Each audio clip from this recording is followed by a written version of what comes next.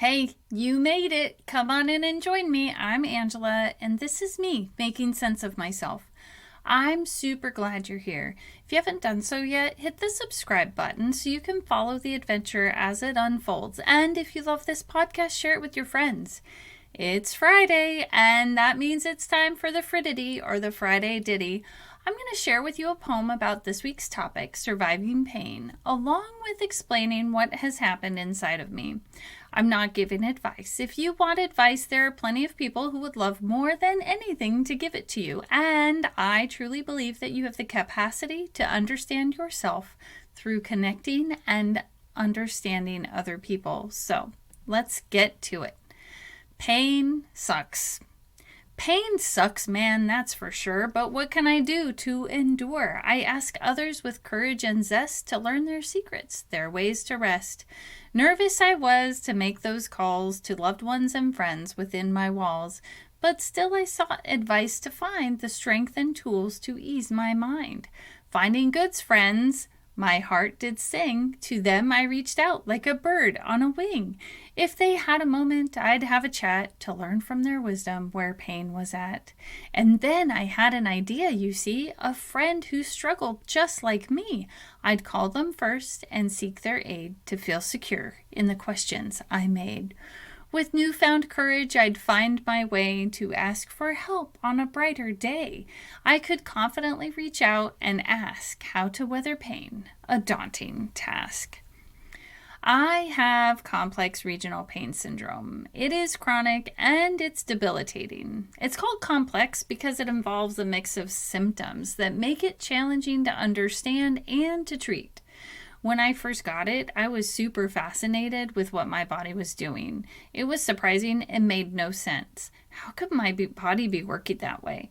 My left hand would swell and turn hot, then it would turn blue and freezing cold. Sometimes it would look mottled. I never knew what I was getting or how the day would go.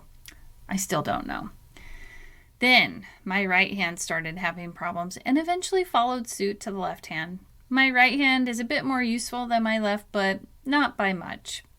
So imagine you have an injury, a hand, foot. It could be a minor injury like a sprain or a small cut.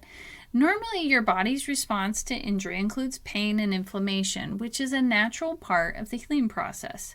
Once the injury heals, though, the pain goes away. But in people with CRPS, something goes wrong. After the initial injury has healed, the affected limb continues to hurt. For me, way more severe than even the original injury. It's unpredictable, super frustrating.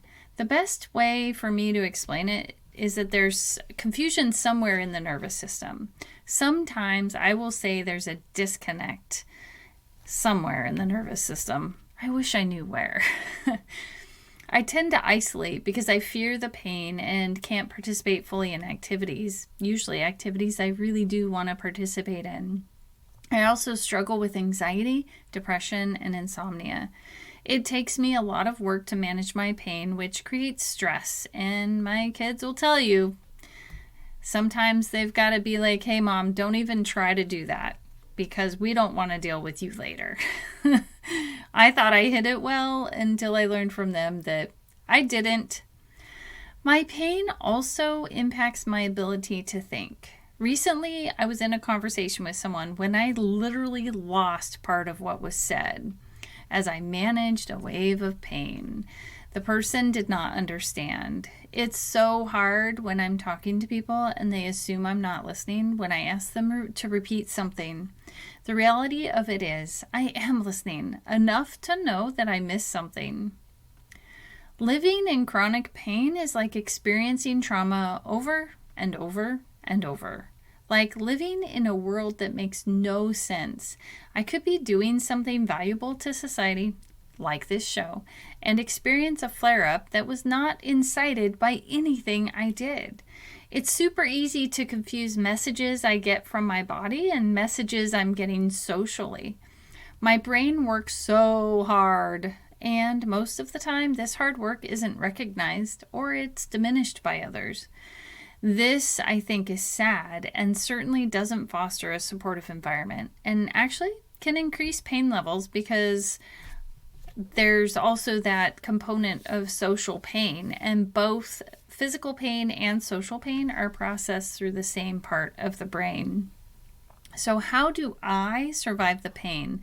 I'm unable to take medication, so I think I do everything else.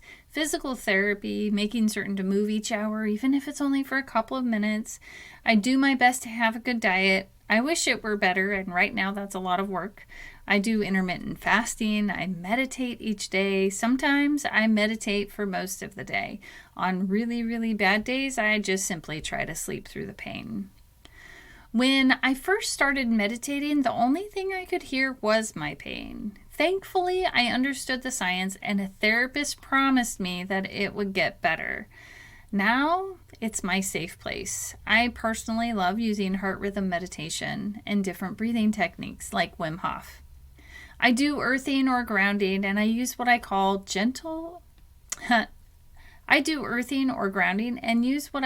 mental gymnastics to help myself get through. Even this week, I had this idea that if I just use my tools in the right way, that my pain would go. I know that isn't true, and yet I desperately want it to be true. I have this idea that I'm the only one who needs to know about my pain.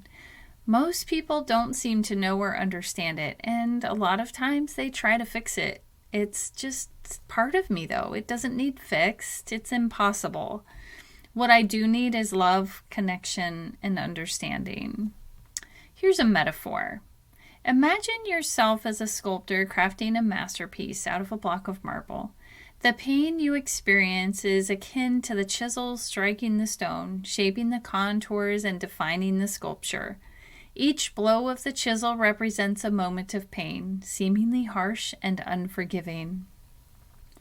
As you chip away at the block, the pain may intensify, leaving you feeling vulnerable and exhausted. However, with each strike, the sculpture begins to take shape. The pain becomes an integral part of the process, transforming raw material into art. Similarly, in our own lives, pain can be transformative. It chisels away at our outer layers, revealing our true essence and strength.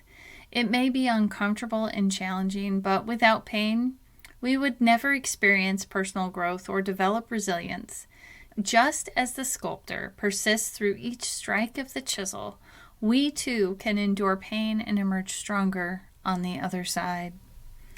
For pain can be made less when we reach out and ask. It's together we'll find a brighter future unmasked.